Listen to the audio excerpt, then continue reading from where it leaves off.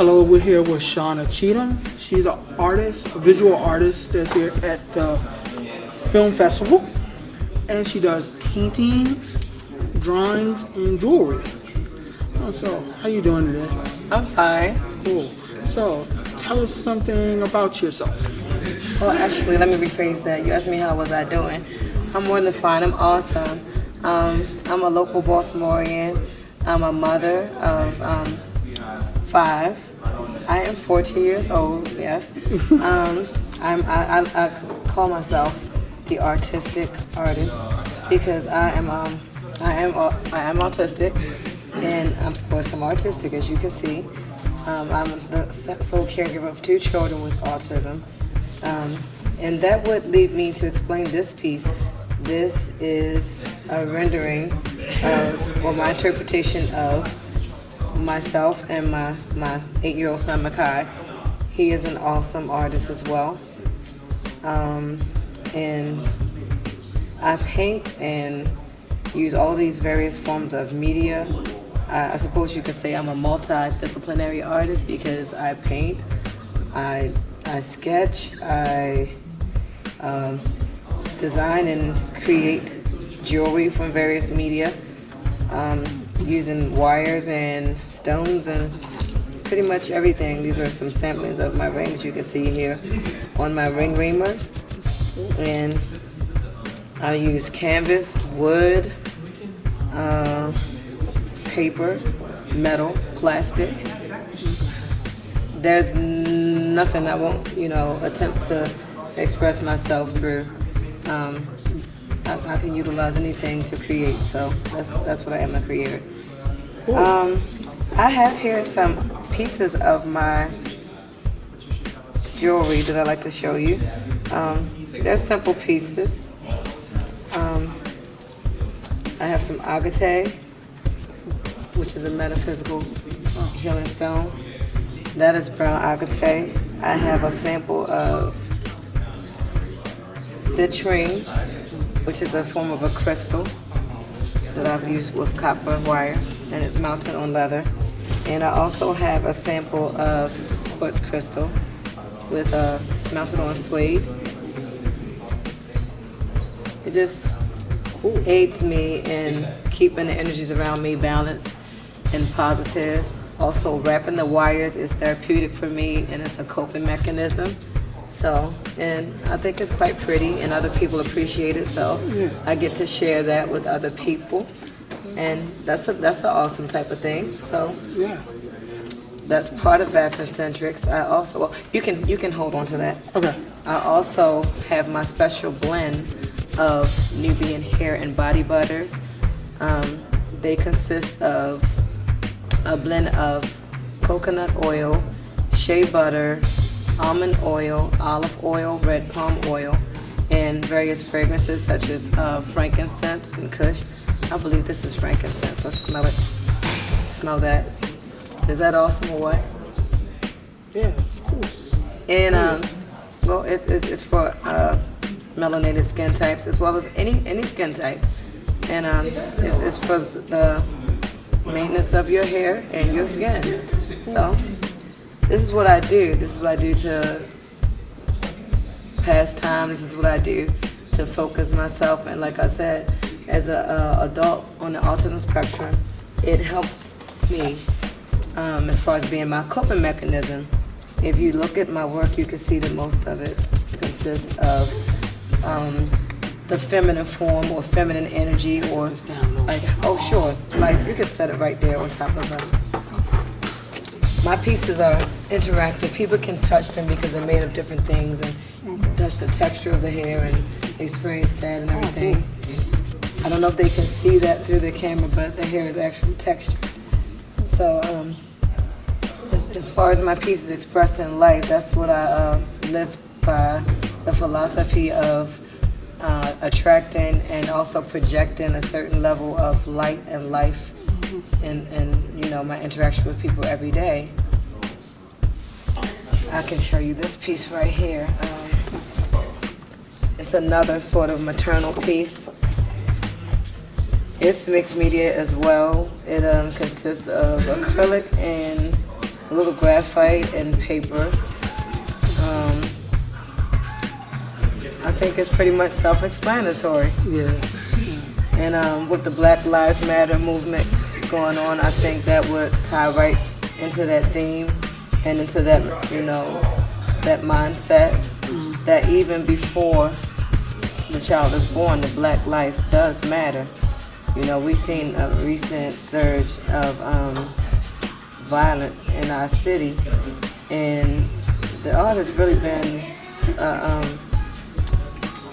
a medium through which I can really express myself and deal with, my feelings about the situation. I'm planning on doing some new pieces soon, directly related to the Freddie Gray situation and directly related to the aftermath of the riots and unity that everybody displayed in a peaceful protest. And then what happened after, where the city erupted in violence and senseless violence, and the people losing their children to the streets, to lack of love, lack of light, and lack of life. Black lives do matter, and I'm thankful that I have art as my outlet to express it. So hopefully you'll be seeing more. Yeah, your work is really deep and really powerful. Thank you. I like that you have so much dimension to it also. Thank you. I'm finally starting to share, because I'm autodidactic. I've never been to, self-taught. I've never been to an art school. My dream is to go to MICA. I still want to go, and maybe get some more technical skills to implement or enhance my artwork. But like I said, I've never been to school for art, and it's a natural talent. And I was told that it was a crime not to share this. Yeah. And when a friend of mine visited my house and looked at my walls and like, oh my God, this is a gallery. And I'm like, oh, that's just my stuff hanging up there. Yeah. Like, are you crazy? You're sitting on a gold mine. And I'm like, really? Yeah. I started to share it, and within the last 2 years, I did Towson Arts Collective. Okay. I've done Sowebo Fest and various festivals around the city, locally. Okay. So yeah, that's pretty much who I am. And how long have you been creating? How long? Yeah. Oh wow. Well, first of all, I'm a multidisciplinary artist, so I've been creating for a long time. I've been singing in the crib and in local church choirs, and travel a little bit to states and everything. I've been on television a few times on PBS and independent television stations. So for as long as I can remember. Okay. I used to get in trouble in class for, I'm the goofy girl sitting in the back drawing on paper and getting books confiscated because, I've absorbed all the information in class, got bored, and started, doodling, and before you know it, I got like 4 pages, like a whole comic series in my, and of course the teacher would grab it and toss it out, but they didn't know any better. Yep.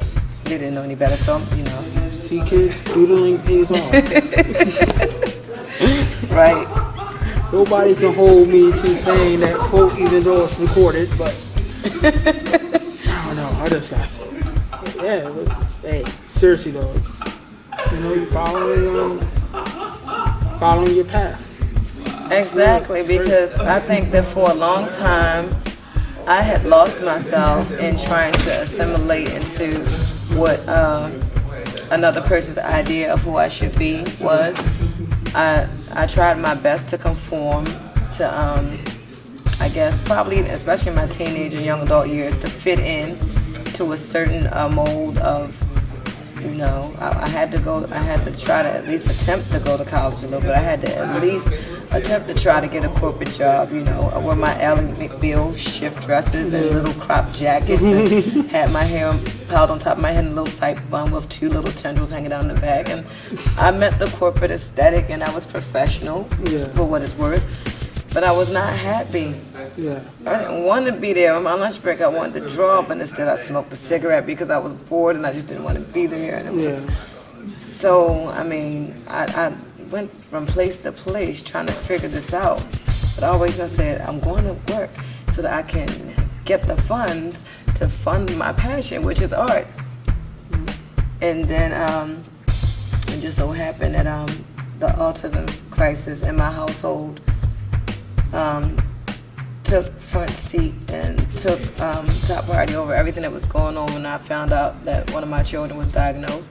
And then again, several years later, that another one was diagnosed, and that all of the labels and attachments they placed on me, upon me as a child, were wrong. And got another opinion and another opinion, and it turns out, oh, this child is not whatever they said I was. I'm just freaking awesome. Yeah, I was on the spectrum, and at first I was a little bit, uncomfortable with that because I've been running from all those labels. I'm always trying to conform and fit in. And I realized that this stuff is what makes me tick. This is why I can do what I do. This is why I can sit up there and do 3 or 4 projects at one time and be completely comfortable doing them and go from one thing to the next and be focused and completely immersed in it. And this artwork is like the only thing that I've ever completed in my life. It taught me how to bring things to completion and fruition. So this is good for me. This is who I am, and it's what I'm supposed to be, what I'm supposed to be doing, and it allows me to be my authentic and my true self. Ooh. Can't get no realer than that. That's it, man. As long as, I can't even comment. You said it all right there, It's like, I'm glad. Operating in my true self, my true passion. And just letting it out. Everybody can see it. That's great, though. Well, I hope they appreciate it. Yeah. Now, let's get into the important thing. Okie doke. How can people find me? Where yet? I do not have a website yet. I know that it's something I'm working on.